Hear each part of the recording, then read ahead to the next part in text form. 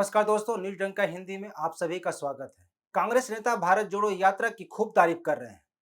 नेताओं का कहना है कि इस यात्रा से कांग्रेस और राहुल गांधी की इमेज चमकी है। क्या सच में कांग्रेस और राहुल गांधी की इस यात्रा से कद बढ़ा है?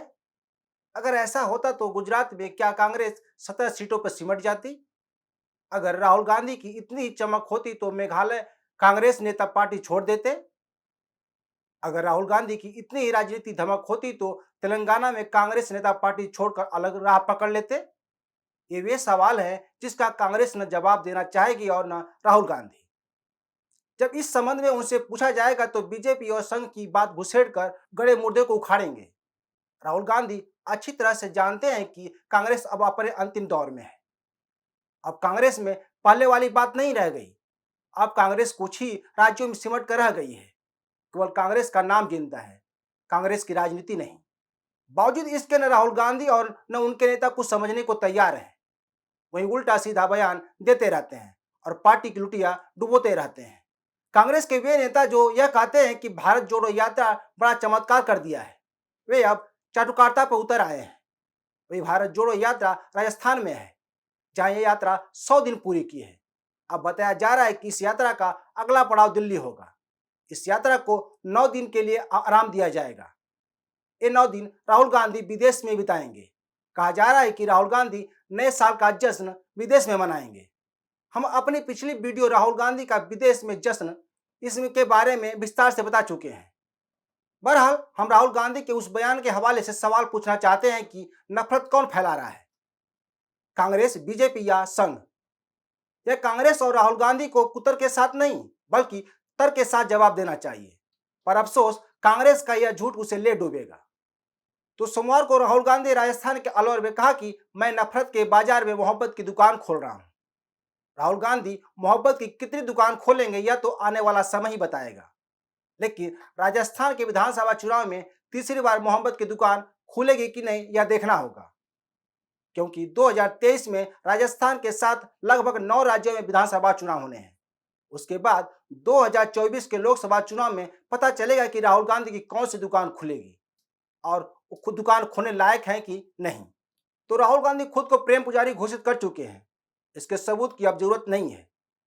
लेकिन उनके नेता कौन सी भाषा बोल रहे हैं यह भी राहुल गांधी को बताना चाहिए। जिस भारत जोड़ो यात्रा में राहुल गांधी मोहब्बत की दुकान खोल रहे हैं उसमें कांग्रेस अध्यक्ष, बीजेपी और पीएम मोदी के खिलाफ जहर उगल रहे हैं। क्या कांग्रेस अध्यक्ष के बयान के नफरत वाला बयान नहीं कहा जाना चाहिए? क्या खड़गे को राहुल गांधी अपनी मोहब्बत वाली दुकान नहीं ले गए? यह उन्हें बताना चाहिए, क्योंकि उनके मुंह से नफरत बरस रही है। अब जान लेते हैं खड़गे ने क्या कहा। उन्होंने कहा कि हमने देश को आज़ादी दिलाई और देश की एकता के लिए इंदिरा और राजीव गांधी ने अपनी जान दे दी। हमारी पार्टी नेताओं ने अपनी जान दी। आपने क्या किया? आपके घर में देश के लिए कोई कुत्ता तक नहीं मरा।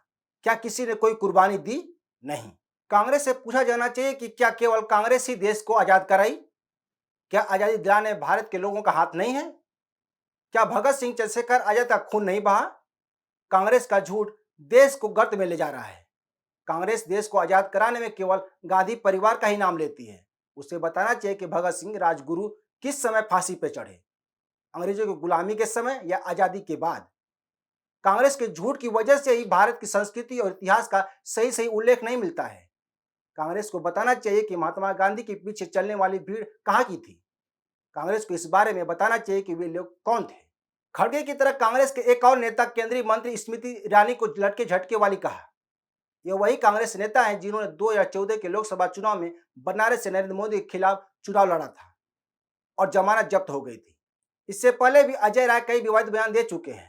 उन्होंने कहा कि राहुल गांधी, राजीव गांधी इस सीट पर चुनाव लड़े हैं। कई कल कारखाने लगाए गए, अब आधे से ज्यादा कल कारखाने बंद पड़े हुए हैं। स्मृति ईरानी केवल आती हैं और लटके झटके देकर चली जाती हैं। खबरों में यह भी कहा गया कि अजय राय भारत जोड़ो यात्रा के साथ उत्तर प्रदेश के सोनभद्र में पहुंचे थे, जहां उन्होंने यह विवादित बयान दिया। इसके अलावा उन्होंने यह भी कहा कि वे 2024 के लोकसभा चुनाव में पीएम मोदी को बनारस से हराएंगे। यहाँ अजय राय के बयान के लिए गालिब का यह शेर ही काफी है। हमको मालूम है जन्नत की हकीकत, मन बहलाने के लिए गालिब यह ख्याल अच्छा है। यह पूरी दुनिया जानती है कि स्मृति ईरानी से अमेठी में राहुल गांधी हार गए थे। अब वे केरल के वायनाड से सांसद हैं। अब यहाँ दो सवाल उठ रहे हैं। एक तो यह कि क्या अजय राय की भारत जोड़ो यात्रा राहुल गांधी के यात्रा के इतर है या इसी का हिस्सा है, क्योंकि ऐसे ही यात्रा महाराष्ट्र में कांग्रेस नेता संजय निरुपम भी निकाल चुके हैं। याद रहे, संजय निरुपम ने महाराष्ट्र में भारत जोड़ो यात्रा तब निकाली थी जब राहुल गांधी की भारत जोड़ो यात्रा मध्य प्रदेश में प्रवेश कर गई थी। इसके बारे में कांग्रेस को स्पष्ट करना चाहिए। दूसरा सवाल यह है कि क्या कांग्रेस नेता विवादित बयान देने की कसम खा ली है? जैसे कांग्रेस अध्यक्ष खड़गे गुजरात में पीएम मोदी को रावण बताया था। इसके अलावा भी कई कांग्रेसी नेता विवादित बयान दे चुके हैं। ऐसे में राहुल गांधी से पूछा जाना चाहिए कि क्या वे बोल कांग्रेसियों के प्रेम वाली है या मोहब्बत वाली। वहीं अजय राय के बयान पर स्मृति ईरानी ने भी पलटवार किया है। उन्होंने कहा कि क्या राहुल गांधी फिर अमेठी से चुनाव लड़ेंगे? दूसरी सीट पर भागेंगे तो नहीं, डरेंगे तो नहीं? तो क्या आगामी लोकसभा का चुनाव अमेठी से राहुल गांधी लड़ेंगे? अगर लड़ते हैं तो क्या स्मृति ईरानी को हरा पाएंगे? साफ शब्दों में कहा जाए तो अब राहुल गांधी या गांधी परिवार अब यहां से अपनी बेइज्जती नहीं कराना चाहेगा। अजय राय की यह चाटुकारिता लोकसभा चुनाव में टिकट पाने के लिए है, न कि कांग्रेस को जिताने के लिए। तो दोस्तों, इस वीडियो को शेयर, लाइक और कमेंट जरूर करें। ताज़ा खबरों के लिए न्यूज़ डंका ऐप को डाउनलोड करें। हमारे यूट्यूब चैनल को सब्सक्राइब करें। धन्यवाद।